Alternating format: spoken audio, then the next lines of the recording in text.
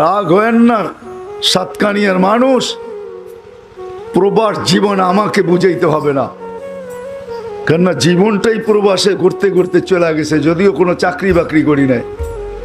প্রবাসীদেরকে দেখতে দেখতেই জীবনটা শেষ হয়ে গেছে। ৯৯টা দেশ তো এমনি হয় নাই, ঘুরতে ঘুরতেই হয়েছে,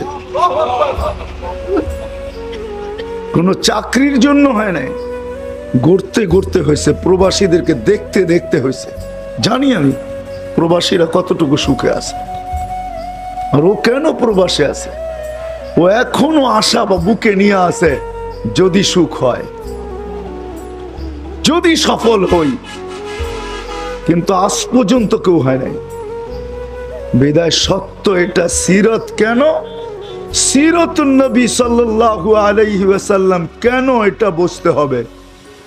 যদি বুঝে আসে তাইলে দেখবেন কিচ্ছু থাকবে না, না পেটে ভাত, ভাতের জায়গায় পাথর বাঁধা থাকবে, কাপড়ের জায়গায় সালার চট থাকবে, পায়ে জুতা থাকবে না, মাথা গুচার ঠাই থাকবে না, খিদার তাড়নায় চাহার চেহারা চামড়া গুলা বোঝা যাবে, তারপরও দুনিয়া কলম ধরতে পারবে না যে অসুখী ছিল না, তারপরও আল্লাহ বলবে সুখী, এরাই সুখী।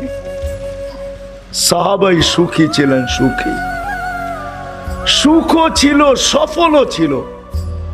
বিদায় লম্বা কথা বলে কোনো লাভ নাই, যে লম্বা করলেই ওয়াজ হবে, নাইলে ওয়াজ হবে না এমন না।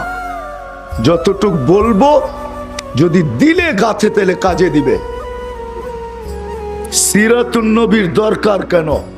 নারী যদি স্বামী নিয়ে সুখে থাকতে চায় তাহলে সিরত লাগবে, দ্বিতীয় কোনো রাস্তায় সুখে থাকতে পারবে না। স্বামী যদি স্ত্রী নিয়ে সুখে থাকতে চায় তাহলে সিরত লাগবে। আল্লাহর রাসূল শিখাইছে স্বামীকে, তো স্ত্রীর সাথে থাকবি তো থাকবি কিভাবে? ওরকম থাকবি তো 1 ঘন্টা তোরে পাও টিপা ঘুম পড়াবে, আবার 1 ঘন্টা পাও টিপা তোকে ঘুমের থেকে উঠাবে। তুই 1 টাকার জিনিস আইনা দিবি, এটাকে কোটি টাকার মনে করে চুমা দিয়া বুকে লাগাবে।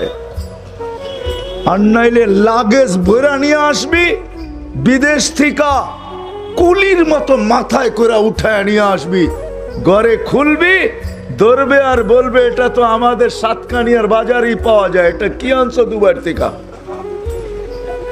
রাগ হয়ে গেলেন? হ্যাঁ, রাগ হয়ে গেলেন? আমি সিরত বুঝাইতে আসছি। সিরত কেন দরকার? আর আসি না না আসি কে জানে আপনাদের এখানে। আসা তো কোনো বাধ্য না যে প্রতি বছর আসতে হবে, সুযোগ হইলে